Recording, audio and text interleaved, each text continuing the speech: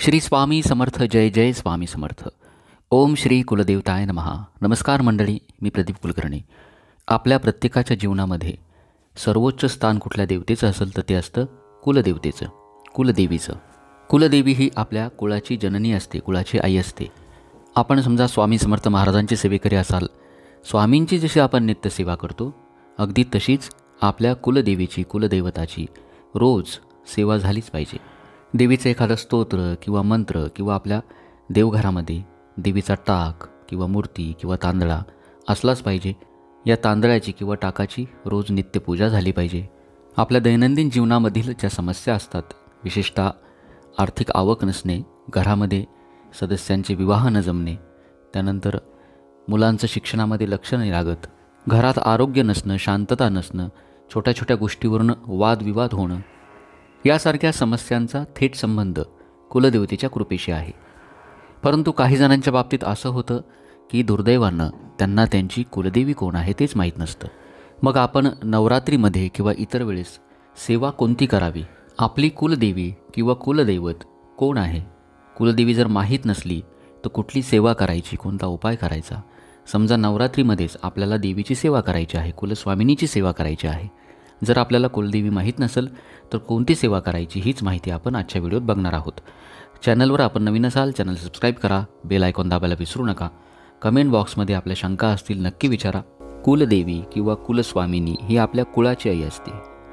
ज्यावेळेस आपल्या घरातील एखादा मूळ पुरुष असतो ज्याच्यावर देवाची कृपा झालेली असते, देवाच्या कृपेने त्याला कुलदैवत प्राप्त होते आणि मग पिढ्यानपिढ्या या कुलदेवीची किंवा कुलदैवताची घरामध्ये पूजा होते, अर्चना होते. ज्या वेळेला कुटुंब विभक्त होतात, ज्या वेळेला परदेश गमन करतात, पिढ्या तुटतात किंवा घरातील जो मूळ पुरुष असतो त्यानं घरातील इतर माणसांना कुलदेवीची माहिती दिलेली नसते, त्याचा अकाली मृत्यू होतो. अशा वेळेला घरातील इतर सदस्यांना कुलदेवी माहीत होत नाही आणि मग तिची पूजा अर्चना होतच नाही. बऱ्याच वेळेला आपली कुलदेवी वेगळी असते, आपण दुसऱ्याच देवीची सेवा करत असतो. असंही होतं. कुलदेवी ही आपल्या घरासाठी एक संरक्षण कवच असतं. ज्या ज्या नकारात्मक गोष्टी असतील, वाईट शक्ती असतील, शत्रुपीडा असेल, कुठली बाहेरची बाधा असेल, या सर्वांपासून कुलदेवी आपल्या कुळाचं रक्षण करत असते. आता ज्यांना आपली कुलदेवता माहीत नाही, ज्यांच्या घरामध्ये कुलदेवतेची सेवा अर्चना केली जात नाही, अशांनी काय करायचं? सर्वप्रथम वर्षानुवर्ष घडलेल्या या चुकीबद्दल देवीची क्षमा मागायची आणि मग मी आता जी सांगणार आहे ती सेवा आराधना आपण सुरू करावी. पहिला उपाय असा करायचा की आपल्या घरातील जी वयोवृद्ध माणसं आहेत, गावाकडील जे वयोवृद्ध माणसं असतील त्यांच्याकडे जायचं, नातेवाईकांकडे जायचं, त्या ठिकाणी जे पुरोहित असतात त्यांच्याकडे जायचं. त्या ठिकाणी जाऊन आपलं कुळ, या कुळाचा इतिहास त्यांना जर काही माहिती असेल तो काढायचा. उपासनेचा दिवस कोणता होता ते विचारायचं. त्यांच्या घरात बघायचं ते कुठल्या कुलदेवीची पूजा करतात. कारण बऱ्याचदा कुळदेवी ही काय असते, आपला जो मूळ पुरुष असतो, आपले जे पूर्वज असतात त्याची जी वस्ती असते त्या जवळपास एखादं तीर्थक्षेत्र असतं. बऱ्याचदा तीच आपली कुलदेवी किंवा कुलदैवत असतं. अशा प्रकारे वडीलधाऱ्या माणसांकडून चौकशी करून आपल्या कुलदेवीचा शोध आपण घेऊ शकता. जर तरी आपल्याला अशा पद्धतीनं आपल्या कुलदेवीचा शोध नाही लागला तर मग काय करायचं? तर आपण पुढील उपाय श्रद्धेने करायचा, भक्तिभावाने करायचा. आपल्याला वर्ष 6 महिन्याच्या आतमध्ये काही ना काही दृष्टांत होईल, काही ना काही संकेत मिळेल आणि कुलदेवी किंवा कुलदैवताचा शोध आपल्याला नक्की लागेल. 11 मंगळवारचं एक व्रत आपल्याला करायचं आहे. आपल्या कुटुंबातील जो कर्ता पुरुष असतो किंवा कुलस्त्री असते, दोघांपैकी कुणीही हे व्रत करू शकता. मंगळवारी सकाळी एका पाटावरती किंवा चौरंगावरती लाल रंगाचं किंवा केशरी रंगाचं स्वच्छ वस्त्र ठेवायचं. त्यावरती कुलदेवता म्हणून एका सुपारीची स्थापना करायची. सुपारी प्रथम तामणात घ्या. तामणात घेतल्यानंतर तिला शुद्ध पाण्याने, पंचामृताने, पुन्हा शुद्ध पाण्याने स्नान घालायचं. सुपारी स्वच्छ पुसून घ्यायची. पाटावरती जे स्वच्छ वस्त्र ठेवलं आहे त्यावरती थोडेसे तांदूळ ठेवायचे, त्यावरती सुपारी ठेवायची. तिला हळद, कुंकू, अक्षता, फुलं व्हायची.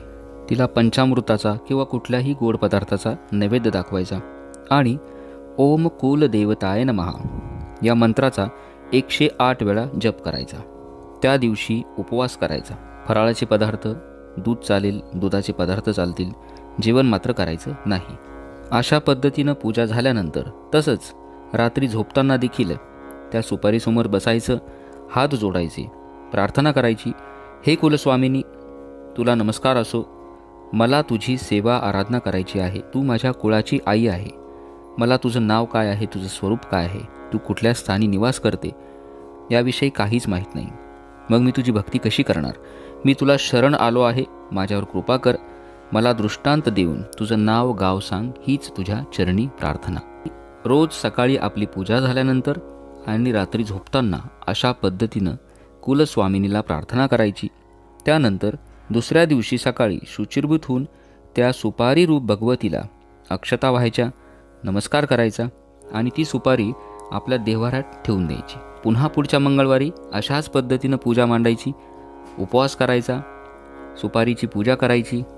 पूजा झाल्यानंतर रात्री झोपताना सुपारीला म्हणजेच कुलदेवतेला प्रार्थना करायची.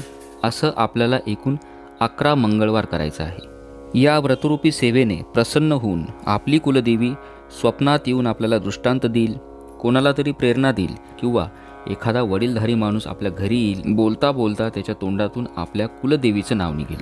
कोणाच्या तरी हस्ते परहस्ते कोणाच्या तरी मुखातून स्वप्नामध्ये काही ना काही संकेत, काही ना काही दृष्टांत आपल्याला मिळेल, जेणेकरून आपल्याला आपली कुलस्वामिनी माहीत होईल. आता समजा 11 मंगळवार होईपर्यंत आपल्याला काही दृष्टांत मिळाला नाही, काही संकेत जर मिळाला नाही, तर मग काय करायचं? ही जी सुपारी आहे ही 11 मंगळवार नंतर आपण देव्हाऱ्यामध्ये स्थापन करणार आहोत. या सुपारीचीच कुलस्वामिनी म्हणून पूजा करायची.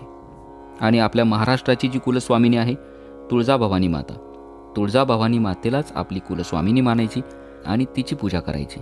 नंतर आपल्याला कधी ना कधी स्वप्नात येऊन असा दृष्टांत मिळेल की आपली कुलस्वामिनी कोण आहे. फक्त आपल्याला मनोभावे कुलस्वामिनीची पूजा करायची आहे. ओम कुलदेवताय नमः या मंत्राचा शक्य होईल तितका जाप करायचा आहे. आणि ज्यांना कुलदैवत माहीत नाही त्यांनी काय करायचं? त्यांनी सुपारी अशाच पद्धतीनं आपल्या देव्हाऱ्यामध्ये 11 मंगळवार व्रत करून पूजा करून स्थापन करायची. आणि आपल्या महाराष्ट्राचं जे कुलदैवत आहे खंडोबा महाराज, खंडोबा महाराजांनाच आपलं कुलदैवत मानायचं. त्यांचा कुठलाही एखादा मंत्र असेल त्याचा जाप करायचा, त्यांनाच प्रार्थना करायची. असं केल्यानं देखील आपलं जे मूळ कुलदैवत आहे त्याचा तपास आपल्याला थोड्या दिवसात लागेल. भाव तसा देव, श्रद्धा तिथं अनुभूती, हा असा प्रकार आहे. हे सर्व आपल्याला श्रद्धा ठेवून करायचं आहे. 11 मंगळवारचं हे सुपारीचं व्रत नक्की करावं. 11 मंगळवार झाल्यानंतर सुपारी आपल्या देवघरामध्ये स्थापन करायची. ज्या दिवशी आपल्याला आपल्या कुलदेवीचा तपास लागेल, कुलदेवतीचे टाक बनवा, त्यावेळेला सुपारीचं विसर्जन करायचं. जर आपल्याला कुलदेवीचा शोध लागला नाही तोपर्यंत त्या सुपारीचीच कुलस्वामिनी म्हणून, कुलदैवत म्हणून पूजा करायची. ओम कुलदेवताय नमः या मंत्राचा जाप करायचा. तुळजाभवानी मातेलाच आपली कुलस्वामिनी मानायची. नक्कीच आपल्याला थोड्या दिवसांमध्येच दृष्टांत मिळेल, संकेत मिळेल की आपली कुलस्वामिनी, आपल्या कुळाची आई कोण आहे.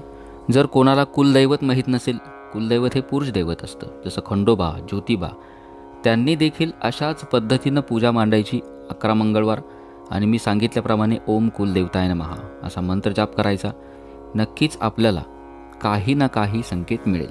या व्यतिरिक्त आणखी काही उपाय आहेत जे मूळ दैवत असतात. पुरुष दैवतामध्ये आहेत विष्णू भगवंताचे अवतार जसं राम, श्रीकृष्ण किंवा ब्रह्मा, विष्णू, महेश, भगवान शंकर किंवा भगवान विष्णूंची सेवा करायची.